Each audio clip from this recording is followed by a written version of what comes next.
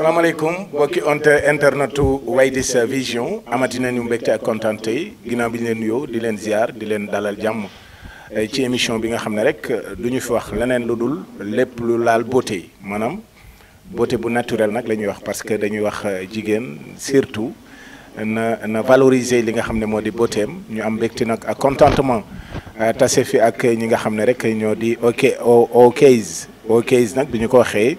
yënguñu lu dul ci beauté bu naturel produit yi nga xam ne rek c'est 100% bio kon ni ñuy def rek moo di bàyyi la demoiselle K mu nuyoo ak mbokki internet yi ak téléspectateur Widish Vision ñu jàll nag ci waxtaan bi nga xam ne rek fas yéene nañ ci waxtaan ak yéen muy njariñu neen njariñu jigéen njariñu góor njariñu xale njariñu képp koo xam ne rek yaa ngi ñuy seetaan soxna si ñu ngi lay nuyu. maa ngi leen di fay. mbaa yaa ngi am jàmm. maa ngi sant yàlla bu baax. waaw ñu bàyyi la nga présenté wu ak sunuy auditeur suñu auditrice bu ko defee ñu jàll ci waxtaan. d'accord salaamaaleykum maa ngi leen di nuyu yéen ñëpp maa ngi leen di remercier yéen ñi ma dalal fii tey maa ngi leen di remercier surtout ci seen accueil vraiment c'est très gentil ci ni ngeen ma accueillir sinon maa ngi remercier sama famille di leen nuyu. di nuyu sama clients yi nga xam ne bu ñu demee tey ba toog fii ñoom ñoo tax donc ñoom ñoo moo bu max ba ma agsi ba fii tey donc bu loolu weesoo man maa ngi tudd Ourayka je suis titulaire d'un master en gestion du patrimoine à l'université Gaston Berger de Saint-Louis voilà. ok merci beaucoup yéen a ko déggandoo présentation bi ngeen mi ngi noonu Ourayka la ñu àndal tey nag ñu fas yéene waxtaan. ci lépp loo xam ne rek jëm na ci luy taaral jigéen saxal sa karaw jox la teint bu am éclat boo xam ne rek doo ci am benn jafe-jafe ndaxte nag j'ai l'habitude may wax ne diwa loo xam ne taar nga ci jublu mu indi la ay problème yaakaar naa loolu ku xam dëgg doo ko def tey maanaam OK's boo ñu ko doon tojal lan nga ñuy wax. bon tout d'abord damay wax ne je suis la fondatrice et la directrice de OK's Biocosmétique. ok donc OK's benn gamme la wala benn marque de produits de beauté pas n'importe quelle marque c'est une marque boo xam ne c'est des produits naturels yoo xam ne fii lañ koy defaree plus précisément à Ngexo foofu mooy suñu base bien vrai que on est à Dakar on est à Saint-Louis waaye pour le moment Ngexo la ñuy defaree produits yi donc marque la boo xam ne aussi ça day jàppale ñi nga xam ne jigéen ñi nga xam ne dañoo am problème karaw wala problème yaram yu mel noonu donc marque bi loolu moo tax mu jóg en fait c'est pour aider les femmes wala les hommes aussi à être surtout les femmes à être plus belles mais naturellement. ok donc voilà loolu moo ko tax a jóg. ok tey maanaam idée bi nan la dikkee ba nga lancé wu ci produit bio yi. idée bi c'est surtout la passion c'est aussi surtout l'amour bi ma am ci produit naturel wax naa la sànq patrimoine laa jàng donc ku xam patrimoine xam ne ne c'est aada cosaan culture lu naturel donc voilà et donc idée bi fa la jógee en fait ci passion ak amour bi ma am ci tout ce qui est naturel tout ce qui est africain mais surtout ci remarque bi ma def ci jigéen ñi léegi par exemple xeesal bi ñuy def ñi nga xam ne tamit cheveux naturels yi dépense bi ñu ciy def donc on peut avoir des cheveux naturels yoo xam ne ñun suñu cheveux la en fait naturel bi tax ñuy wax mooy yi sax ci bopp donc on peut avoir des cheveux naturellement beaux voilà. est-ce que say produits wax nga fi léegi cheveux naturel mais dimension bi muy am da nga ñu bëgg a wax ne say produits ku koy utiliser mën na pousser ba tolloog dimension cheveux naturel. je ne dis pas que mën na pousser ba agsi fii par exemple. ci benn niveau bi. mais dina mën a pousser ba nga xam ne dina la permettre yow nga génn avec tes cheveux naturels sans souci. ok voilà wàññi sa dépense su jëkkër. wàññi sa dépense su jëkkër. ay ca mi nga ko OK's la ñu àndal comme ni ñu leen ko présenté ay produits bio naturels yoo xam ne du la andil benn jafe-jafe moo xam da nga bëgg a sëqal sa karaw wala nga am teint bu spécial boo xam ne foo jaar ñu xoolaat la apprécier la te doo ci am benn jafe-jafe moyen de dépense muy ci karaw geek yaram bi yépp ci la bokk tey yan produit yi nga ñëw mën a présenter yoo xam ne moom nga ñu andil pour téléspectateurs yi mën ko gis. li ma andi mooy suñu gamme capillaire bi parce que boobu mooy suñu produit phare yi en fait. Okay. On a aussi une gamme corporelle mais comme ni ma la ko waxee sànq. Okay. Une bonne partie xeesal bi moo leen sonal. donc te ñun duñu def ay produits xeesal. donc gamme capillaire bi moom lañ leen andil tey moom lañ leen gën a andil parce que moom moo gën a dox ci produits yi ñuy defar. indi nañu aussi gamme corporelle bi mais par exemple là. c'est la crème capillaire. moom moo nekk nii. produit capillaire bi c'est composé de 6 produits. plus un bonnet de nuit. là c'est la crème capillaire c'est la base. maanaam diw bopp la. diw bopp. moom la ñuy wax diw bopp. bi par exemple c'est à base de beurre comme beurre de mangue. beurre de cacao beurre de karité ak ay huile végétale yoo xam ne ay graines par exemple la ñuy dugal ci machine. pressé ko mu andi huile. parce que ñun on cherche toujours la meilleure qualité. donc voilà bi c'est ça c'est la crème. crème bi soo ko moom mooy nourrir. donc crème bi moom mooy nourrir te bopp wala karaw dafa soxla nutrition mais dafa soxla aussi hydratation. hydratation mooy lépp loo xam ne ndox la. doo ciy def comme nit ni muy maree naan karaw tamit noonu lay maree ndox. donc bii mooy lotion bi c'est à base d'herbe. ay infusion d'herbe yoo xam ne on a sélectionné les meilleures herbes yoo xam ne c'est pour les cheveux que ce soit la pousse wala chute wala même ñi am teeñ sax boo xoolee ci bienfait yooyu yëpp bind nañ ko ci da koy wowal. donc loolu yëpp mu ngi ci lotion bi. ak ñi nga xam ne dañoo am les pointes fourchues ñu am problème karaw. voilà la lotion c'est la base. avec la crème munoo def traitement ci utiliser woo les deux là. voilà. kon mën nañu wax ne jigéen ñu bari mën nañu am problème mu seeni kawar poussé. fekk ne dañu xamul ne dafa am yoon boo xam ne fa la ñu mën a jaar karaw boo koy toppatoo dafa am yoon loolu nga bëgg a wax. dafa am yoon. bien sûr. parce que tey nit c'est pas parce que man sama karaw ñëwul sama xarit sama karawam ñëwul rek que on a les mêmes problèmes. c'est pas la même chose parce que nit ñi sax ni ñuy feebaree bokkul.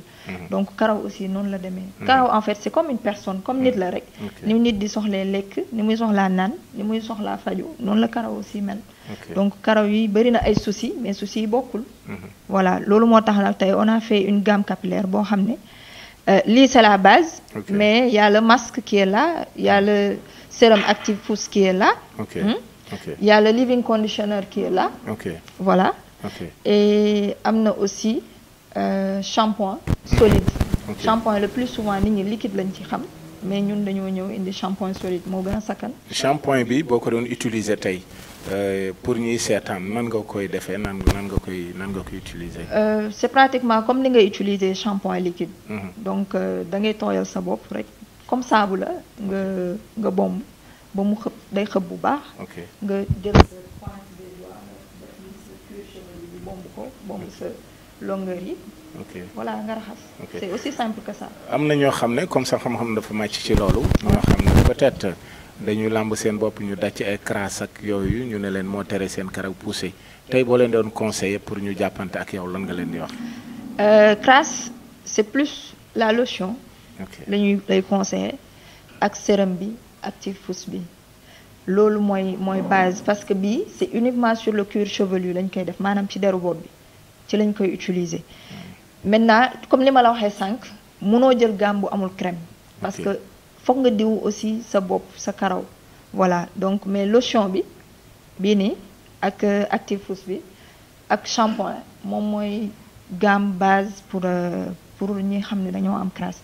maintenant il y a des soucis yoo xam ne nit ñi dañ koy am mais c'est un problème interne. ça c'est un problème boo xam ne ci médecin dermato nga war a dem. parce que duñu dermato tamit. te duñu jël yenn risques yi. voilà ñun daal dañ lay wax si tu n'as rien maanaam bu dee amoo benn problème interne. suñ la traité dañ lay jox délai. 2 mois maximum. te alhamdulilah depuis lors ku ñu jaay en moins de 2 mois même da nga ñuy revenir parce que y a des produits yoo xam ne effet immédiat la. maanaam ñi nga xam ne par exemple ñu seen karaw yi dañuy wow yooyu am na produit yu nekk fii yoo xam ne soo ko utiliser comme masque bi comme living conditioner bi yooyu soo ko defee da ngay gis ne yow mi même première utilisation da ngay gis ne lii am na évolution maanaam sama karaw gi ni mu woowee woon wooweetul noonu. man par exemple j'ai des cheveux nappis afro ça fait des années defatuma afro mais samay produits bi ma ko commencé utiliser ba léegi dama gis que mes cheveux sont doux. te je ne suis pas la seule parce que ñi may jaay ñëpp dañ may def ay retours yu positifs. ok voilà. ok indi nga say gaam yoo xam ne c'est juste pour karaw maanaam ñi nga xam ne dañoo am jafe-jafey karaw buy damm wala muy ruus. wala ni muy saxee neexu leen. andi nga fi lu ci mel ni shampoing andi fay lotion andi fi crème. tey ku doon débuter ak yow benn traitement lan naka la koy jëlee par exemple day jël shampoing bi teg ci lotion bi doog a def crème wala nan loo ñuy expliquer. xam nga dañuy ne. soo mënee jënd gaam bi yëpp. ok c'est toujours mieux. Parce que là, tu as tous les produits. Donc tu as tous les bienfaits. Voilà. Mais au cas où, xam nga nit ñi yemuñu. te poche yemul. te parfois tamit nit ñi problème yi ñuy am bokkul. Donc dañ lay naan le minimum. C'est ça. C'est la crème qui est là. C'est la lotion. Et le shampoing. Donc c'est le minimum. Maintenant suñ la waxee lii c'est le minimum ça ne veut pas dire que yow loolu rek nga war a jënd. Par exemple mën nga ñëw ñu ne la nga ne ma man awma problème karaw guy ruus awma problème karaw guy sax mais sama problème mooy sama karaw dafa wow. bu boobaa dañ lay changer par rapport ak yow say besoin. Voilà mais là le minimum c'est ça. C'est le minimum. Parce que là au moins am nga luy nourrir sa karaw am nga lu koy hydrater am nga aussi lu koy raxas pour mu set. Ça c'est le minimum. ak bonnet de nuit bee parce que moo nekk nii. soit la ci biir soit la ci biti wax. Donc bonnet de nuit là comme sooy def traitement capillaire c'est indispensable. Bonnet bi ça sert à quoi? Ça protège les cheveux. Par exemple sooy tëdd parce que thé d'oreiller yi nga xam ne c'est en coton. Le coton ça abîme les cheveux. te day naan hydratation bi nga ciy def par exemple soo tëddee ci thé d'oreiller en coton. maanaam yëre ngegenaay. boo ci tëddee en coton nga diw sa bopp boo yeewoo da ngay gis mu niin. da koy naan. da koy naan. soo jëlee foulard en coton aussi nga def ko sa bopp sooy tëdd soo yeewoo da ngay gis mu niin ba pare da ngay gis karaw gi da ciy damm. Donc c'est pas bon ça abîme les cheveux. Donc moo tax soie bi c'est plus adapté donc moo tax soie bi ñu koy def ci biir. pour me protéger les cheveux. ci biti ñu def wax. Ça touche africain en fait. Voilà, c'est ça. Merci beaucoup yéen a ko déggandoo présentation bi nga xam ne rek def na ko ci produit yu mu leen andil pour saxal seeni karaw ndaxte nag jigéen bokk na ci li gën a taaram mooy mu am karaw bu sëq macha allah di ko tiitaraw am na ñoo xam ne nag seeni bopp boo ko gisee ñoo nga leel mu mel ni pàkku këriñ loolu nag boo bëggee taxali ko ak moom da ngay seet si waa OKs. andi nañ leen ay gamme yu baax yoo xam ne rek gamme yu naturel yoo xam ne rek boo koy jëfandikoo di nga am sa karaw gu gudd di ko tiitaroo te doo ci am benn jafe-jafe te gamme ko macha allah boo leen jegee rek yaakaar naa lépp loo xam ne rek yittewoo nga ko ci luy pousser sa karaw may la jàmm nga am jàmm tiitaru fu la neex yaakaar naa dara gënu koo neex sakkanal sa poche su jëkkër ci cheveux naturel ak yooyu aussi da ciy baax léegi bu ñu demee ci yeneen gamme yi nga xam ne andi nga ko muy gamme corporelle parce que nag bokk na ci li taaral yaram aussi nga koy toppatoo sangu rek ne may mel ni góor aussi sant ñu ko jigéen tey produit yi ñu indil nga xam ne mën na maanaam toppatoo sa yaram sa deru yaram surtout yan ak yan nga ñu ci mën a présenter. Là c'est gamme corporelle bi moo nekk nii. Ça c'est la base. Parce que balaa ngay diw day fekk nga sangu ba set d'abord.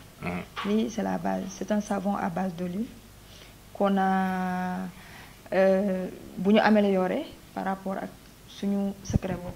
Voilà mais soo liiree dañ lay defal ñun suñu produit yëpp dañuy defal composition. dañ lay defal nu ñu koy conserver nu ñu koy utiliser ak lépp. Voilà donc amul dara loo xam ne mën nga ko utiliser te xamoo ko. li ñuy lekk ñun loolu la ñuy def ci suñuy produits. Voilà c'est bio. Je ne dis pas bio parce que bio c'est autre chose. Mais c'est naturel quand même. Voilà bio parce que c'est des produits yoo xam ne dafay soxla ay certification ak affaire yooyu noonu. Mais c'est des produits naturels. Voilà ça c'est le savon. Savon bi waay. suñu produit corporel. C'est pour hommes c'est pour femmes c'est pour tout le monde. maanaam góor da koy jëfandikoo jigéen di ko jëfandikoo. maanaam du la indil benn jafe-jafe. non ni tache ni sama yaram bi day xesal ni xeesal. non amul loolu. kon góor ñi aussi rassuré nañ leen yéen ñi nga xam ne soxla ngeen ci produit yi ay savon la yoo xam ne góor mën na ko jëfandikoo jigéen mën na ko jëfandikoo saabu yu baax yoo xam ne du la xeesal du la indil benn problème ku ko bëgg rek da ngay jàkkaarloog ak waa OKs seen numéro bi 77 590 95 79 wala 76 543 55 82 wala bokk 77 590 95 79 mooy numéro yi nga xam ne rek mën nga jàkkaarloo ak ñoom pour am produit yi nga xam ne rek produit yu naturel la baax lool mën a saxal sa karaw mën la jox yaram buy nay ba pare bon foo dem daal daan tey yaa ngi gàddu beneen boo xam ne dafay mel ni diw wala lotion. non diw la. ok parce que boo sangoo tamit foog nga diw. ok donc lii diw la. parce que xam nga mënoo sangu ba pare déjà savon bi. boo ko sangoo da ngay sentir benn effet da ngay xam ne lii. du saabu yi ma doon sangoo en fait. ok c'est pas une question que li ma koy jaay moo tax. mais dès la première utilisation boo ko sangoo da ngay xam ne lii y a une différence. nekkul li ma faral doon sangoo.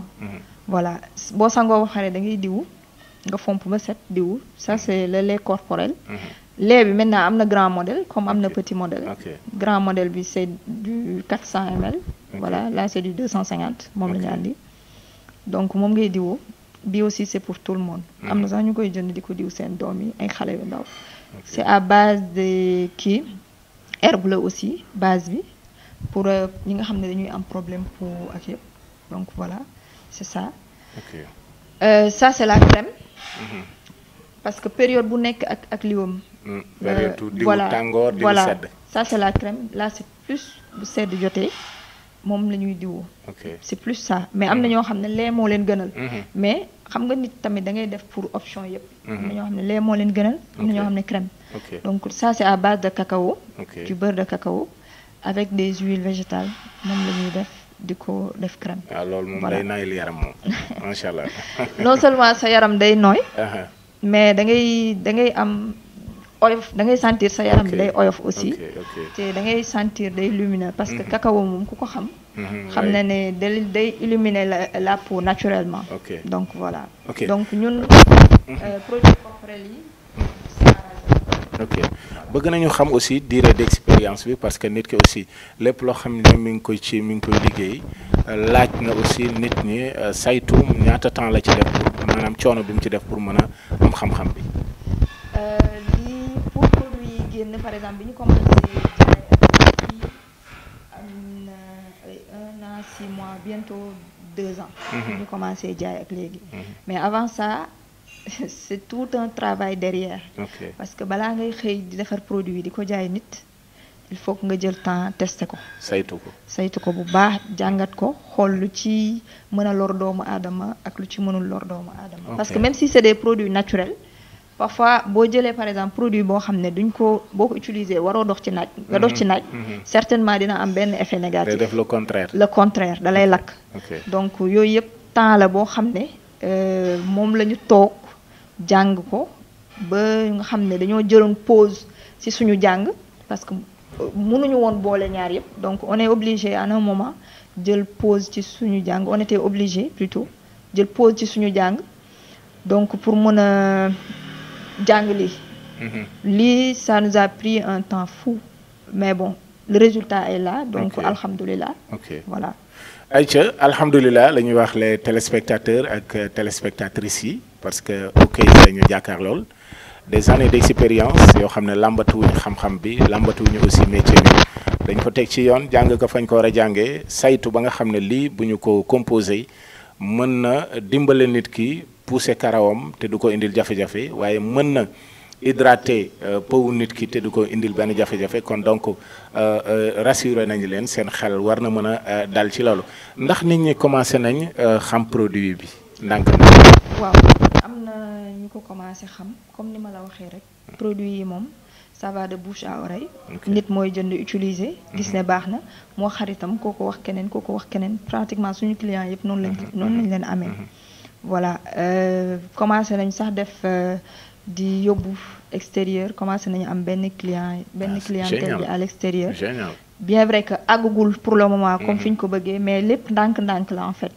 donc avec le temps ça va venir parce que xam nañ ne produit yi képp kuñ ko jaay di nga ci gis liñ la wax ci produit yi en fait di nga ci am satisfaction donc voilà donc lay wax sa moromu jigéen yi nga xam ne ñu ngi lay seetaan à travers Widish Vision nga xam ne tey ñu ngi ñuy seetaan di laajte ci seen xel produit bi ku ko utiliser maanaam di am xel ñaar lan nga leen di wax. man li ma la wax sànq. samay produit nekkul loo xam ne dama ko tâtonner.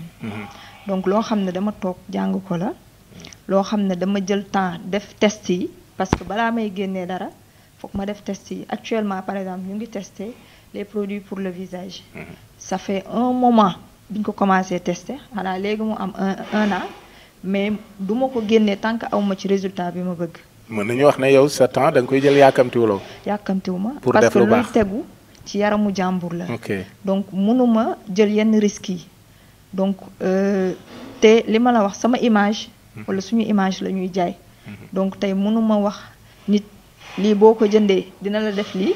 mu jënd ko à la fin gisu résultat bi. fenkat sax la lay jàppee. donc pour nga incarner benn respect bi il faut nga respecter yow li ngay liggéey ba pare pour nit ñi mën la respecter. donc c'est ça. marque Okeys mi ngi fi nit yi commencé nañ utiliser produit bi ndax mi ngi ci sa xel dem ba ubbi ko mu gën a yaatu mu génn département de Mbour dem feneen. bien sûr parce que objectif bi mooy lan dem ba créer emploi actuellement liggéey bi man kese mënatuma ko yor. maa ngi ci ak ñenn ñi ñoo xam ne depuis le début ils sont là ñu ngi may jàppale. ñu ngi fii di jàpp que ce soit de loin ou de près ils sont là. donc ñooñu maa ngi leen di remercier de passage. mais liggéey bi nekkul liggéey boo xam ne benn nit mën na ko def déjà emballage bi même bu dee bu bees la. tu prends le temps de le laver. parce que c'est un produit naturel. su setul une semaine produit bi du ko def mu yàqu. voilà xam nga loolu pertement la parce que c'est de l'argent ngay investir fii nii. nekkul ay 100 000 200 000 mais c'est des millions. donc c'est ça. donc raxas bi ça prend énormément de temps. énormément de temps. boo paree désinfecter ak affaire yooyu imagine pot bu nekk wala bouteille bu nekk nga war a passer alcool pour désinfecter ko xam nga loolu rek temps la. mais il faut prendre la patience de le faire parce que sinon li muy yàq moo gën a bari. donc c'est ça et bëgg nañu mu dem ba nekk benn société bu wala benn entreprise bu ngande boo xam ne day doon entreprise physique. nit ñi di fa ñëw di gis li ñuy def. donc créer emploi pourquoi pas bokk ci ñi nga xam ne dañuy développer suñu dëkk. donc objectif bi loolu la. bu weesoo numéro yi nga xam ne mi ngi daw ci Écritel bi. tey ku soxla woon produit Okeys fan la ko mën a fekk. on est à Dakar. on est à Dakar mais livraison la ñuy def parce que comme ni ma la ko waxee amaguñu par exemple boutique bu fixe. donc livraison la ñuy def mais on livre partout au Sénégal jusqu'au dernier kilomètre. commencé nañu aussi comme ni ma la ko waxee di liggéey ak yenn service yi nga xam ne dañuy def dañuy yóbbu ay bagages ci biti suñu bitim réew donc ñooñu aussi ñu ngi liggéey ak ñoom donc comme par exemple Paris dañu fay livrer léegi Italie aussi même chose donc loolu commencé na. am nañu aussi base bu nekk Saint-Louis.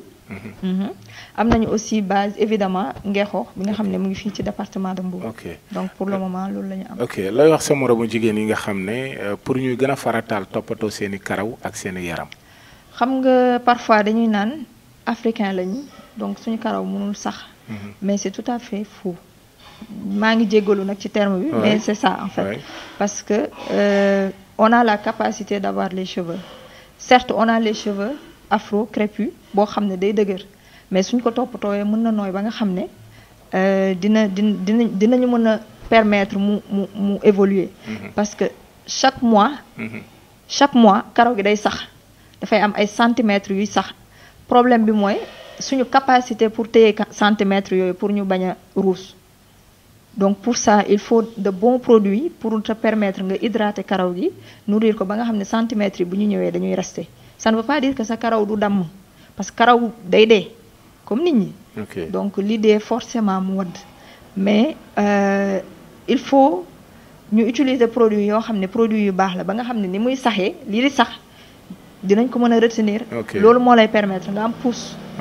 voilà c'est ça.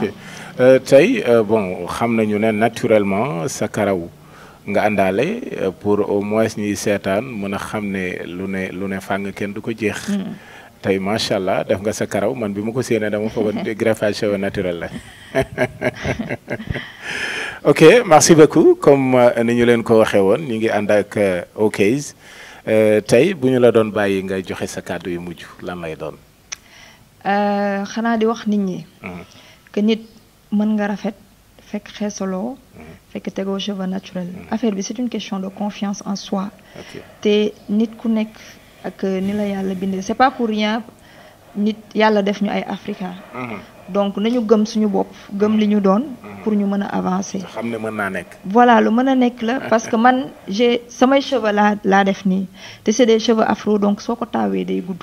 ok donc voilà et am na samay moroom yu bari ñoo xam ne ñu ngi def ay produits naturels actuellement ñu ngi am ci seen cheveux benn résultat bu leen neex c'est des cheveux naturels. lii moo tax ñuy wax naturel en fait cheveux naturel mooy karaw gi la yàlla may. donc leneen loo ci teg pour man c'est artificiel mais beneen bi naturel lu jàmbur la. non maanaam c'est naturel mais ci jàmbur nga ko jëlee ñëw def ko sa bopp. man je dis que c'est artificiel. parce que li naturel mooy li sax ci yow. voilà leneen li dañ ko cee yokk même bu dee ci keneen même bu dee dañuy wax ci ay nit lañ koy jëlee bon du ma ko weddi mais je me dis que c'est pas naturel parce que saxul ci yow. voilà surtout. loolu la donc nañu am confiance bi.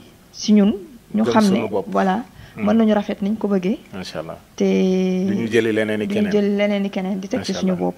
macha allah c'est ça gëm sa bopp rek la. voilà. tey looy tàggatoo loo xam ne tey moom ngay tàggatoo téléspectateurs yi nga xam ne ñu ngi lay seetaan. di leen remercier. merci yéen ñi ñu dalal encore une fois de plus parce que yéen a ngi jàppale nit ñi ci gën a fësal li ñuy def. voilà seen liggéey yéen a ngi koy def comme ni mu waree. di remercier ñi may jàppale ci liggéey bi comme ni ma la ko waxee man kese mënuma ko. c'est très compliqué. et di remercier aussi clients yi nga xam ne ñoom ñoo tax ñu agsi ba fii ñoom ñooy def pub bi bu leen neexoon loolu yëpp du leen ci fekk dañuy jënd rek pare mais ñoom ñooy def pub bi tey su ma agsee fii ñoom ñoo tax. parce que ñoom ñooy jënd ñu dem wax ko keneen keneen wax ko keneen noonu la demee. en tout cas ñun kontaan nañ ci di la dalal.